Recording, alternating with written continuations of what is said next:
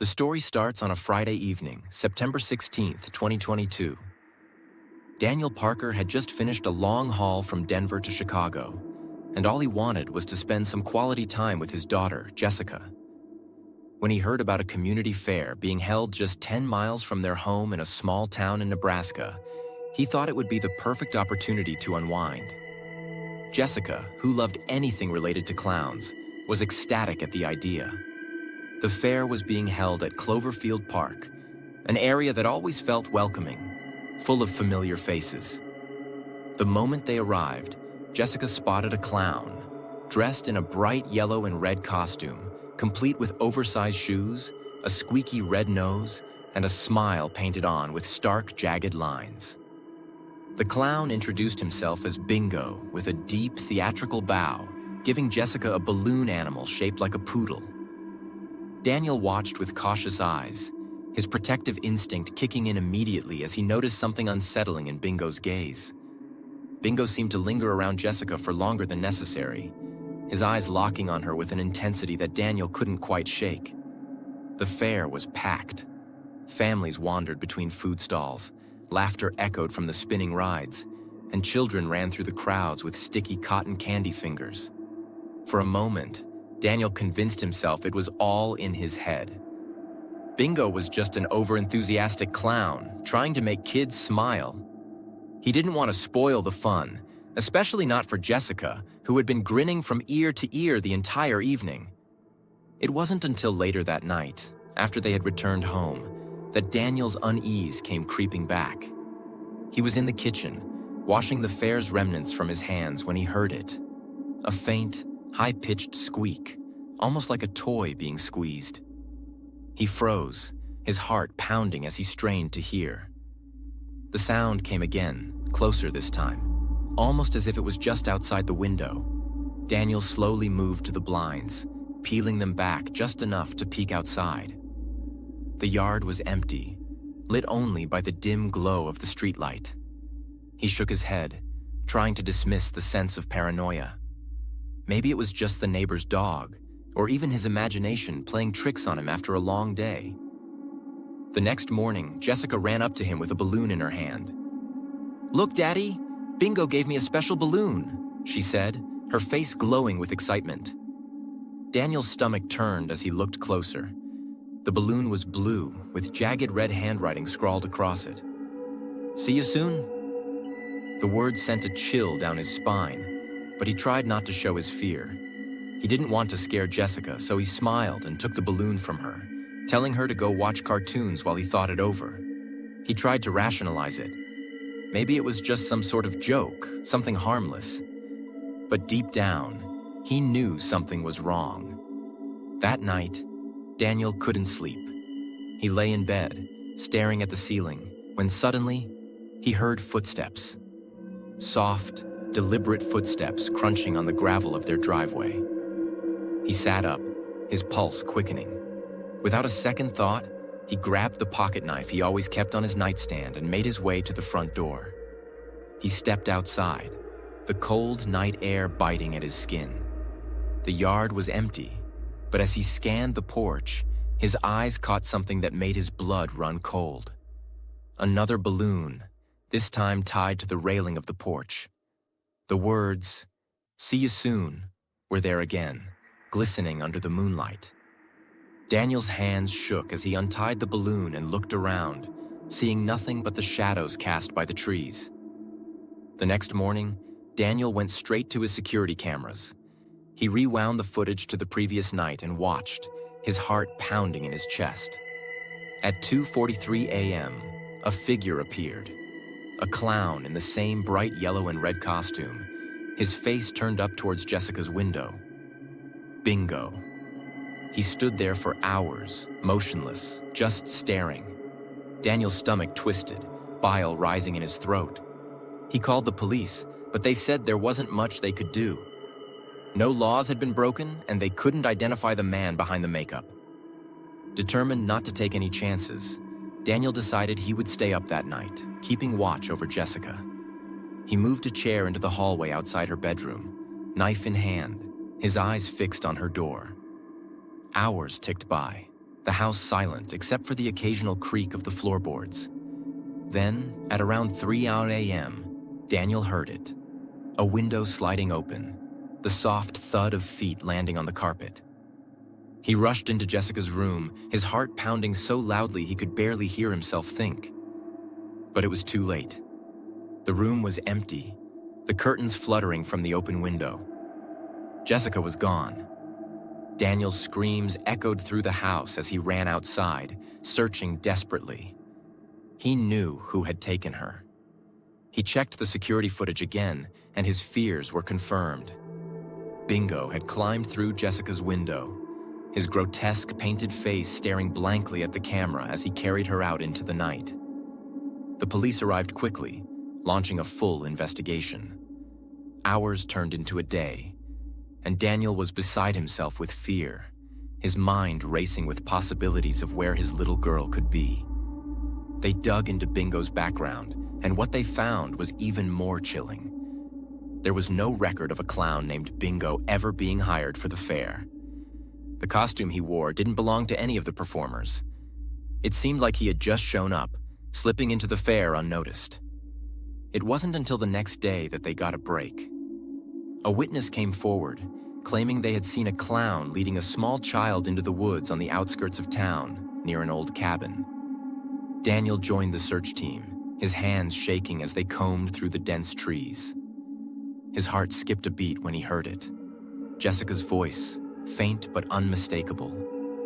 He ran towards the sound, bursting into the clearing where an old, decrepit cabin stood. Inside, Jessica sat on the floor, her eyes wide with fear but unharmed. Tears streamed down Daniel's face as he scooped her into his arms, holding her close.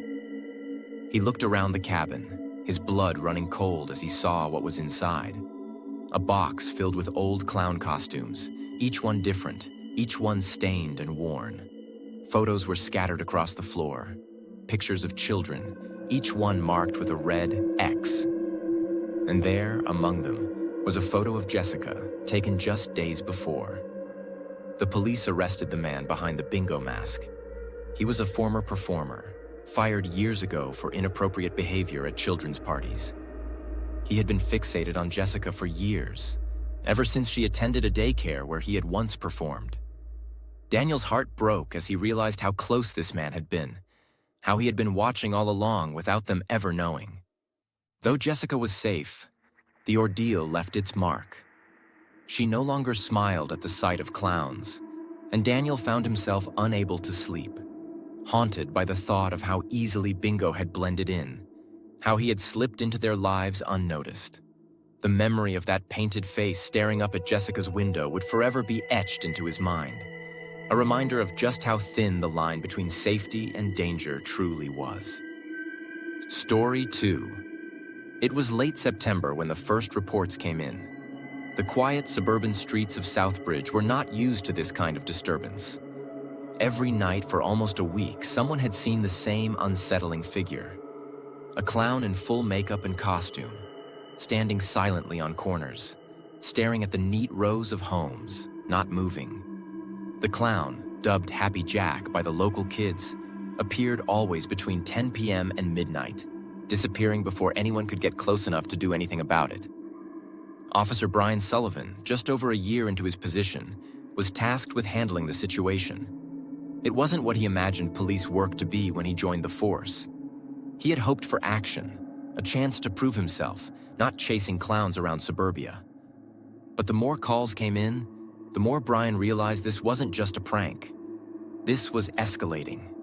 Parents were keeping their children indoors, and the entire neighborhood felt like it was holding its collective breath. Brian promised the concerned neighbors he would find out who was behind it, but every time he responded to a call, Happy Jack had vanished, leaving behind only the echo of fear. Karen O'Connor, a 45-year-old mother of two and leader of the Neighborhood Watch, was one of the most vocal residents. She had called Brian herself 3 times already. On the 4th night, she spotted Happy Jack standing in her neighbor's yard. The clown's painted smile looked grotesque under the dim streetlights. Karen could see him staring right at her window, motionless, almost daring her to act. She grabbed her phone and dialed Officer Sullivan, her voice shaking as she explained where the clown was. Brian arrived in record time, just catching sight of Happy Jack as he dashed through the backyards, his oversized shoes making heavy thuds against the dirt. Brian gave chase, adrenaline pumping through him as he hurtled over fences and dodged lawn furniture. But the clown was quick. Too quick. Eventually, he lost him in the thicket behind the cul-de-sac. Frustrated, Brian stood there, catching his breath, until something on the ground caught his eye. A small, black notebook half buried in the leaves. He opened it, his heart sinking as he read the list of names and addresses. All children from the neighborhood. Next to each name, a red circle was drawn. Word spread quickly. By the next day, the whole neighborhood was on edge. Kids were kept home from school, and curtains were drawn tight. The neighborhood watch organized nightly patrols, taking shifts. But it was Officer Sullivan who stayed out the longest, determined to catch Happy Jack and bring an end to this madness. He knew there was something more going on here. It wasn't just about scaring people anymore. 3 nights later, during one of his stakeouts, Brian heard a blood-curdling scream echo through the street. It was coming from Karen's house. He ran, the world around him blurring as his feet pounded against the pavement. He burst through Karen's front door, following the muffled cries down to the basement. There, he found Karen tied to a chair, her face pale, her eyes wide with terror. She was unharmed but clearly shaken. "He wasn't alone," she whispered. "There were others. They wore masks too." The realization hit Brian like a punch to the gut. This wasn't just a lone individual playing some twisted game. It was a coordinated effort. A group of people working together. He stayed with Karen until backup arrived, his mind racing. The notebook, the children's names, the planned terror. It all pointed to something far more sinister. Days passed, and Brian barely slept. He worked with the other officers, combing through security footage, interviewing neighbors, following any lead, no matter how small. It wasn't until they reviewed footage from a doorbell camera across the street that they got a break. The video showed a van parked near Karen's house earlier that night, and stepping out of the driver's seat was someone unexpected. A man dressed in a security guard uniform. He was one of the guards hired by the neighborhood after the clown sightings began, a man meant to protect them. Brian's stomach turned as the pieces clicked into place. The security guard, along with a group of accomplices, had orchestrated the entire scheme. They dressed as clowns, targeting families, and creating a climate of fear so they could offer their protection services, all the while planning to extort the neighborhood. They wanted the parents scared enough to pay, to ensure the safety of their children. The arrests came swiftly after that.